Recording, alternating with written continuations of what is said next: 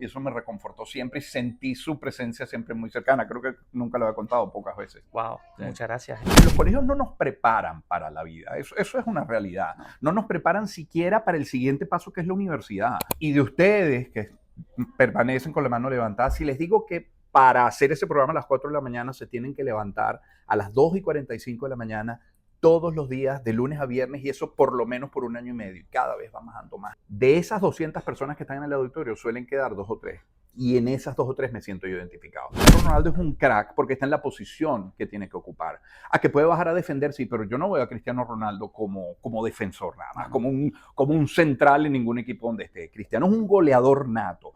Cristiano tiene la experiencia, tiene la formación, ese que se queda luego del entrenamiento y patea 100, 200 balones al área, al arco, y luego tiene esa guataca, ese instinto, y creo que son las 3 cualidades del éxito en cualquier profesión.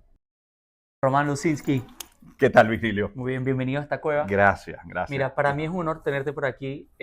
Quiero preguntarte, ¿cómo ha sido el encuentro familiar por parte de tu madre, que viene de Asturias, sí, y por parte de tu padre, que nació en Alemania, pero es hijo de polacos, sí. en Caracas? ¿Cómo ha sido ese encuentro en Caracas? Mira, yo te voy a responder, pero lo primero que voy a hacer es agradecerte la invitación y reconocerte. Reconocer que gente como tú deja nuestro nombre, el nombre de Venezuela, pero de nuestro gentilicio, muy en alto.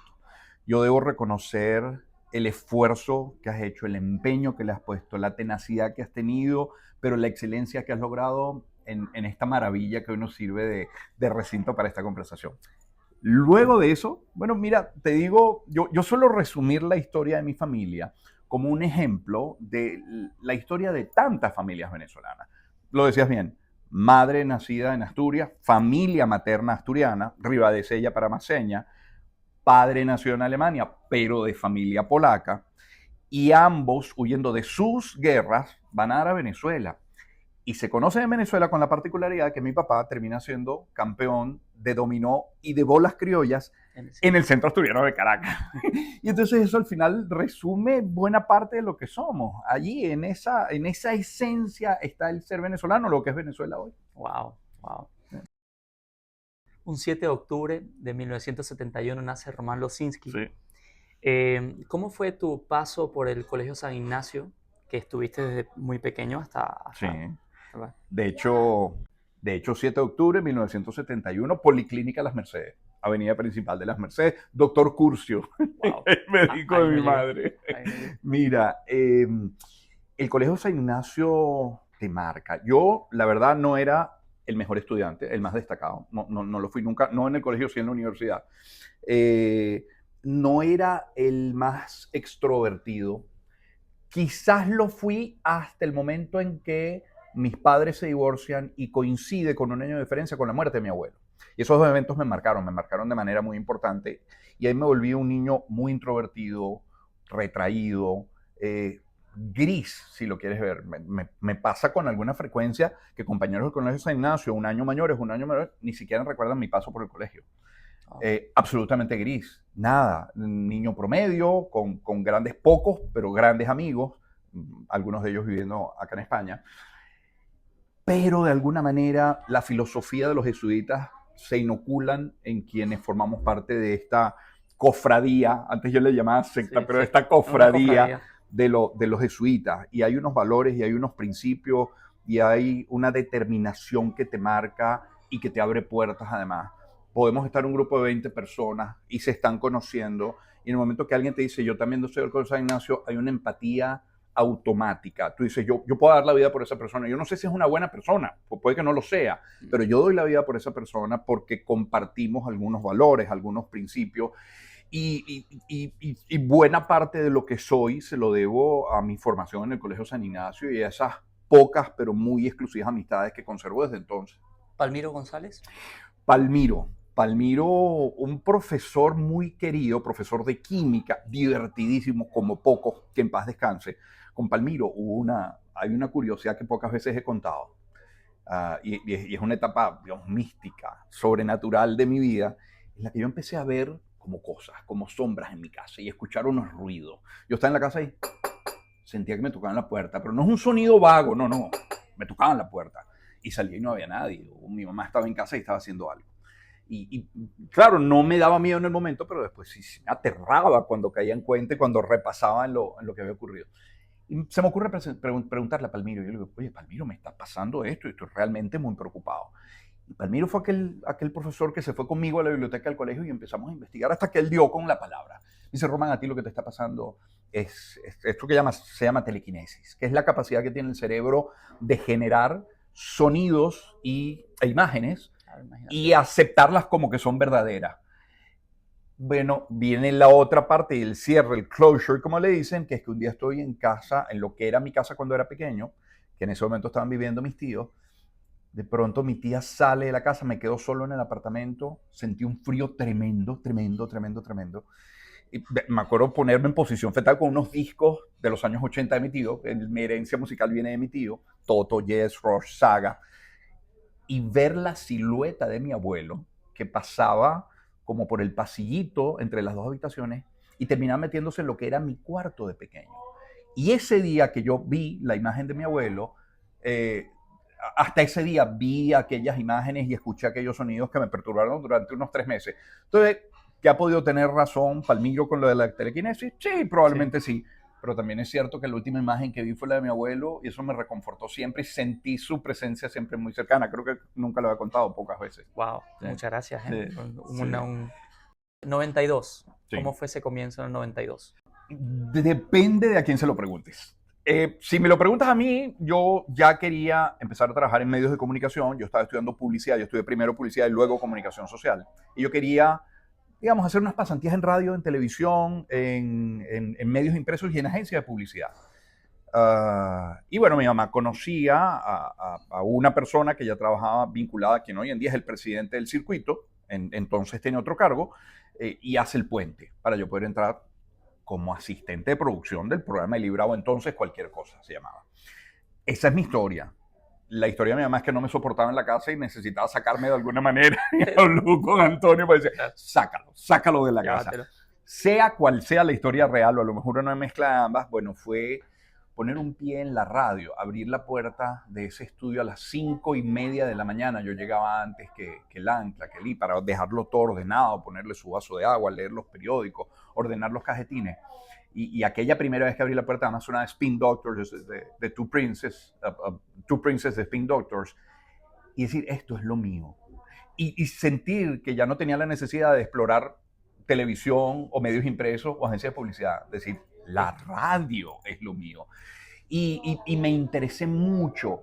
Y creo que hay una coincidencia en nuestras historias y es el ir más allá de lo que estábamos llamados a aprender para el desempeño de nuestras funciones. Yo era un asistente de producción, bastaba con que yo hiciera lo que básicamente tenía que hacer, pero me metí y aprendí a editar en cinta y entonces aprendí a utilizar la consola. Yo me pautaba los fines de semana para saber operar la consola y que nadie me viniera a decirnos que no se puede hacer con la consola. No, claro que eso pasa porque yo lo hago. Entonces empecé a aprender de otras áreas de la radio que me han servido ya después, imagínate, estaba hablando del 92, 33 años después estamos hablando de radio y sigue siendo mi medio por excelencia. Estuve en la televisión, salí a la televisión, volví a la televisión por decisión propia, volví a salir de la televisión, pero la radio es apasionante, eso cambió mi vida, sin duda.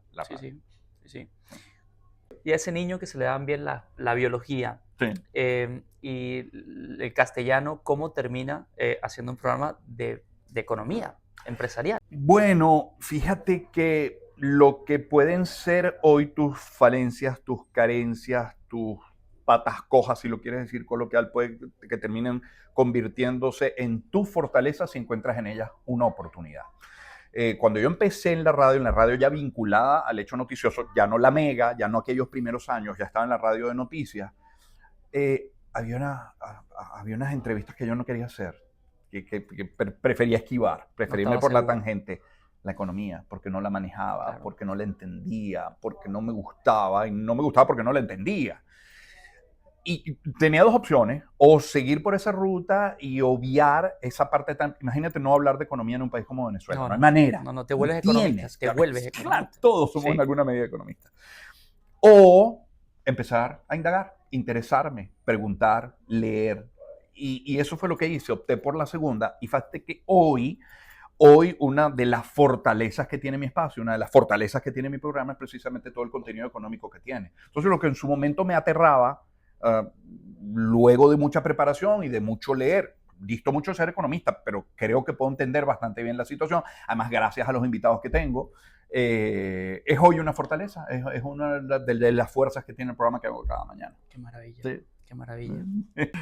Preparación, experiencia y Guataca. Explícanos eso. Sí, sí, creo que esa es la combinación. Lo he sostenido para cualquier profesión, para el desempeño profesional en el área que sea. Preparación es fundamental. Luego la experiencia. Es muy duro cuando tú teniendo la capacidad y teniendo la guataca, que ya voy a ese tercer punto, no te dan la oportunidad, porque con base en esa primera oportunidad vas cosechando la experiencia que con el paso de los años te puede garantizar en alguna medida el éxito. Y guataca, tú eres bueno para algo. Y puede que no lo descubras, porque en los colegios no nos preparan para la vida, eso es una realidad. No nos preparan siquiera para el siguiente paso, que es la universidad.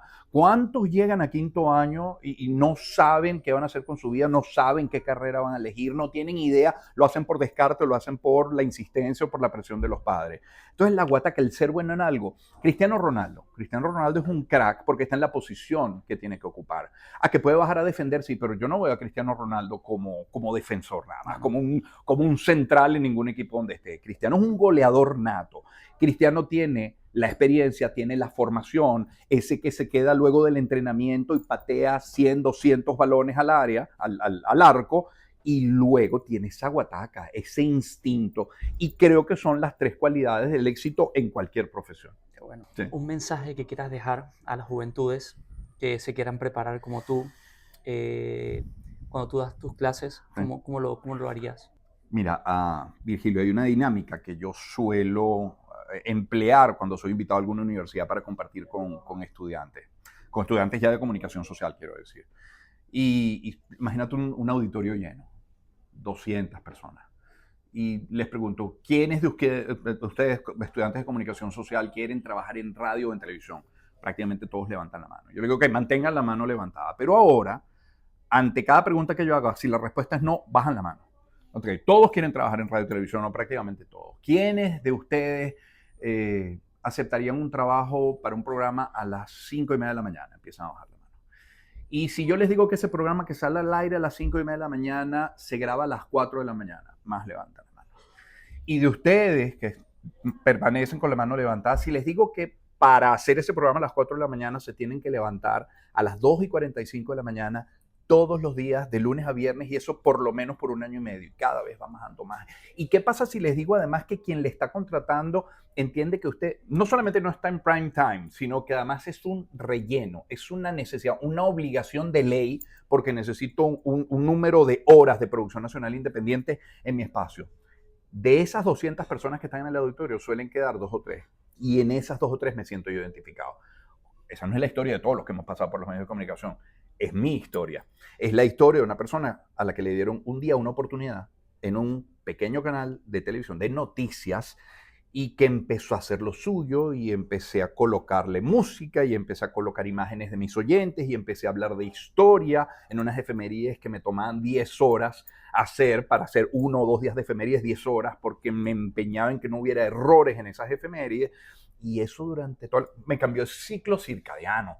Yo era flaco hasta que entré en Globovisión. La televisión engorda, sí, pero no es porque la pantalla te engorda. En mi caso, porque cambié el ciclo. Yo me paraba, yo le llevaba desayuno todos los días a mi equipo, todos los días. Un ponquecito y un jugo, al menos siempre había allí todas las mañanas a las 4.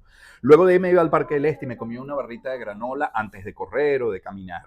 Cuando llegaba a la casa y iba a desayunar, que serían las 7 de la mañana, ya era mi tercera comida del día. Y de ser un flaco, esquelético, raquítico, pasé a pesar 100 kilos y he lidiado desde entonces con eso en todos estos años. Pero lo que hay detrás de esta historia es, uno, sacrificio sin duda, pero luego saber aprovechar oportunidades. He podido decir no. He podido decir no lo quiero hacer. He podido quedarme solamente con lectura de titulares y no hacer que aquel programa lo sintiera yo mío, que me apropiara, que abrazara ese espacio. Y ese espacio me dio luego la oportunidad de tener un segundo programa. Tenía 2, 5:30 y 9:30 de la mañana. Y años más tarde me da la oportunidad de estar en el noticiario estelar de aquel canal de televisión de noticias, y luego tener el protagonismo que tengo el privilegio de tener en la radio en Venezuela. Y todo empezó con ese sacrificio de madrugada. Muchas gracias. A ti